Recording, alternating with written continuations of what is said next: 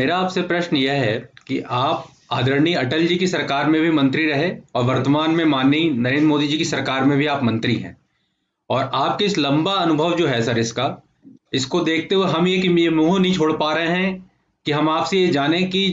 दोनों प्रधानमंत्रियों के साथ आपके काम करने और साथ ही आपके कुछ व्यक्तिगत संस्मरण भी रहे होंगे, जिसको हम आपसे जानना चाहेंगे और उसी आपके माध्यम से दर्शक भी इसको सुन सकेंगे। साथ ही कोई ऐसी विशेष बात जिसे हम सभी को माननीय प्रधानमंत्री श्री नरेंद्र मोदी जी से सीखना चाहिए, इसके बारे में भी आपसे जानना चाहेंगे, कृपया बताएं। देखिए, पहली बात तो मैंने अटल जी से बहुत कुछ सीखा। मैंने प्रारंभ में भी कहा कि जब मैं ट्राइबल विभाग में आया तो मैंने अटल जी से ही कहा कि ये हमारा सेक्टर है, ट्राइबल है, इस दिशा में कभी लोगों ने सोचा नहीं। तो उस समय बहुत खुले मन से अटल जी ने मुझे कहा कि जितना अच्छा कर सकते हो, और विशेषकर ट्राइबल की जो संस्कृति है, ट्राइबल का जो इतिहास है, इसको संरक्षित करने का काम उनके आदेश से मैंने प्रारंभ किया और मैं आज अपने जीवन का एक बहुत बड़ा हिस्सा मानता हूं इसको लेकर के। तो अटल जी के साथ काम किया और नए नए तरीके का एक जो प्रयोग हमने किया उस समय, एकलव्य आदर्श विद्यालय की जो कल्पना हमने किया अटल जी के समय, करीब 100 ऐसे विद्यालय हमने उस समय प्रारंभ किए थे। और मुझे कहते हुए प्रसन्नता है कि आज उसी दिशा में आदरणीय मोदी जी चल पड़े और उसको आगे बढ़ा रहे। बीच में ब्रेक आया था 10 वर्ष यूपीए के समय में, वही ऐसे एकलव्य आदर्श विद्यालय की जो कल्पना हमने किया उसको उन्हें रोका। फिर अभी श्रीमान मोदी जी ने इसको आगे बढ़ाया और इस बार हमने हर ब्लॉक और सब डिवीजन को जो ट्राइबल क्षेत्र है उनको जोड़ा। एक जरूर, मैं जब हेल्थ में था तो मैंने ज्वाइन करने के बाद प्रधानमंत्री जी को, नरेंद्र भाई मोदी जी को मैंने कहा कि पूरा देश को आप देखेंगे तो आज 60% क्षेत्र हेल्थ से दूर है। और इसलिए मेरे मन में इस प्रकार की कल्पना है कि ये जो ग्रामीण क्षेत्र है, खासतौर से आदिवासी क्षेत्र है, पहाड़ी क्षेत्र है, इनके बारे में हमको आगे कुछ सोचना चाहिए। तो मुझे प्रधानमंत्री जी ने कहा कि आप क्या सोचते हैं इसके बारे में, हमको प्लान बताइए। उस समय कहा, और फिर आपको ध्यान होगा हमने 16-17 के अंदर ये जो अपग्रेशन, मेडिकल कॉलेजों की अपग्रेशन, मेडिकल की सीट, चाहे वो एमबीबीएस की हो, हमने 25,000 सीट, 50,000 जो अभी तक हुआ करती थी उनको हमने 75,000 हमने किया। पीजी के हमने 12,000 से 25,000 हमने किया। मेडिकल कॉलेज जो डिस्ट्रिक्ट हॉस्पिटल ग्रामीण क्षेत्रों में, आदिवासी इलाकों में, ये जो 300 बेड्स की जो डिस्ट्रिक्ट हॉस्पिटल से उनको अपग्रेड हमने किया। और इसके कारण आज भारत के अंदर सीटों में वृद्धि, और डॉक्टर्स के लिए जो ग्रामीण क्षेत्र में वहां जाकर के उसकी पोस्टिंग होगी तो 3 साल के बाद हम उसको बोनस अंक पीजी के लिए देंगे और वहां पर उनको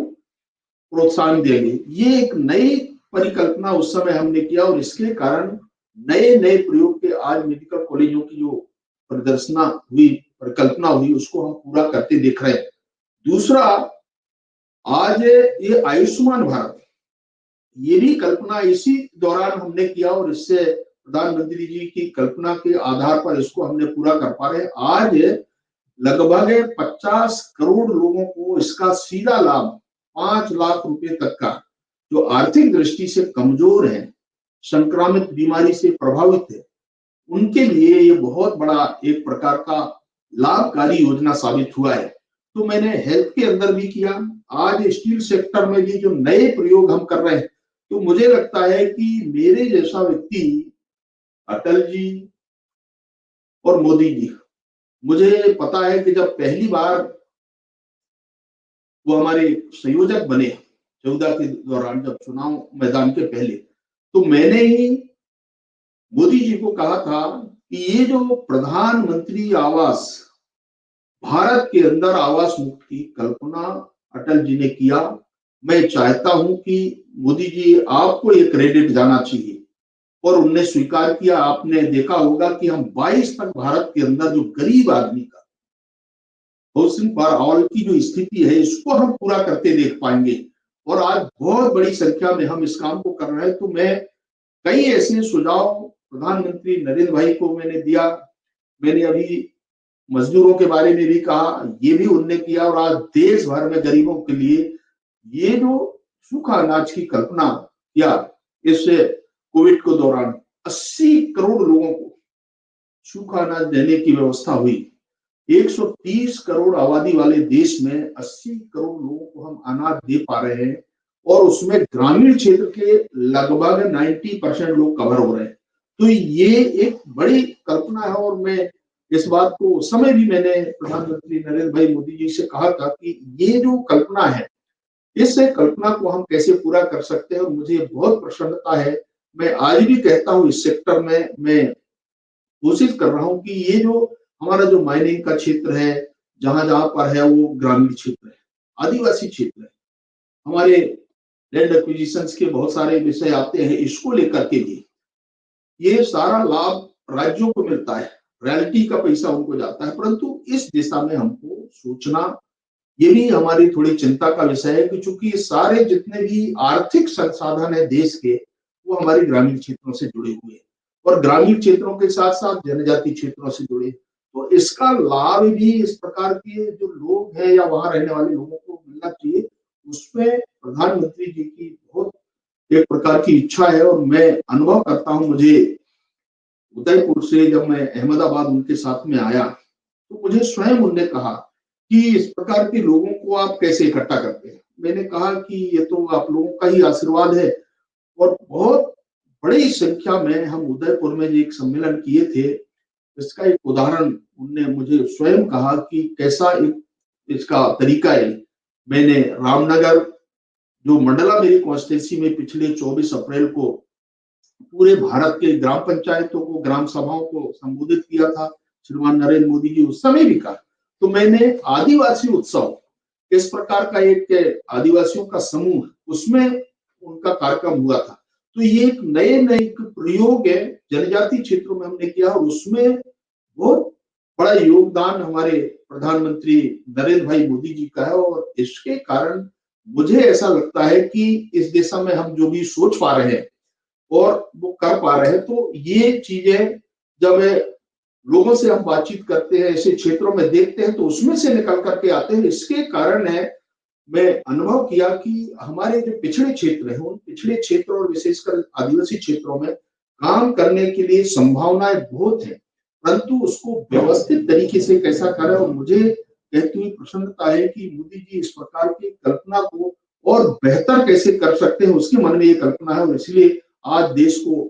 आगे बढ़ाने में बहुत बार सोचता हूँ कि चाहे पानी का हो, चाहे घर का हो, चाहे रोड का हो, बिजली का, ये जो मूलभूत चीजें हैं, जो ये आज तक भारत के कोई भी ऐसी प्रधानमंत्री ने नहीं सोचा, वो नरेंद्र मोदी जी ने इस सोच को पैदा करके भारत के अंदर दिखाया है, और हम इस दिशा में आगे बढ़ रहे हैं। मैंने अपने राजनीतिक जीवन में बहुत सारे ऐसे देश के प्रधानमंत्रियों को देखा है, परंतु एक प्रकार का स्पष्ट दृढ़ता और आत्मविश्वास के साथ में फैसला करना, और ये जो भारत के परिदृश्य में जो बदलाव कुछ आए हैं, चाहे जम्मू कश्मीर का 370 का विषय हो, 35A का सवाल हो, ये हमारे ऐसे जो बदलाव आए हैं, राम मंदिर का विषय आया है, ये भी है। मैंने उस समय मेरे मन में इच्छा थी, जब मैं 91-92 में जब एक आंदोलन चला, तो मैं पार्लियामेंट सेक्रेटरी था, तो मुझे ये सूचना है कि भाई सरकार में है, आप लोगों को नहीं जाना है, लोगों को आपको व्यवस्थित तरीके से इस आंदोलन के लिए भेजना है उस स्थान तक। तो मुझे आज प्रसन्नता है और गर्व से मैं कहता हूं कि आज इस प्रकार के निर्णय भारत के अंदर हुए हैं, चाहे वो हमारे बांग्लादेश का हो, हमारे पाकिस्तान के जो लोग हैं, हल्के हैं, अनके हैं, जो पड़ोसी जो देश है, उन देशों के जो हमारे हिंदू शरणार्थी हैं, उनके लिए हो सीएए का जो विषय, और लोगों को ये बात हमको स्पष्ट तौर से, मैं तो पहाड़ी क्षेत्रों में, आदिवासी क्षेत्रों में, जनजातीय क्षेत्रों में इस बात को कहा है कि किसी के बारे में हमारा कोई विरोध नहीं है, केवल उन्हीं लोगों के बारे में हम काम दे रहे हैं, उनको ही हम यहाँ ला रहे हैं और यहाँ पर प्रोटेक्शन दे रहे हैं। अगर इतना फैसला सरकार ने किया है, ये हमारे लिए, तो मुझे लगता है कि भारत के इस परिदृश्य को और नए भारत, एक इन इंडिया की जब हम बात करते हैं, तो भारत के परिदृश्य को आगे हम कैसे और बेहतर कर सकते हैं। और इसीलिए प्रधानमंत्री जी ने कहा है कि हम 22 तक आजादी के जब 75 साल होंगे तो हम इस परिदृश्य में इस भारत की जो कल्पना है स्वतंत्रता के बाद इन वर्षों में हम कहां पर आकर के खड़े हुए हैं और किस दिशा में हम आगे सोच रहे हैं, ये एक भारत का एक प्रकार का परिदृश्य दिखना चाहिए। और भारत में रहने वाले 130 करोड़ लोगों के लिए आज ये जो हम बेहतरी के काम कर पा रहे हैं नरेंद्र भाई मोदी जी, मुझे लगता है कि यही हमारे भविष्य के लिए बहुत अच्छा परिणाम देने वाले होंगे। और इसलिए ये इस बात को मैं गर्व के साथ कहता हूं कि ऐसे आत्मविश्वास दृढ़ता के साथ फैसला करने वाले आज दुनिया के देशों में भी कहें, परंतु भारत के हमारे प्रधानमंत्री नरेंद्र भाई मोदी जी का नाम सबसे ऊपर उठ करके आता है।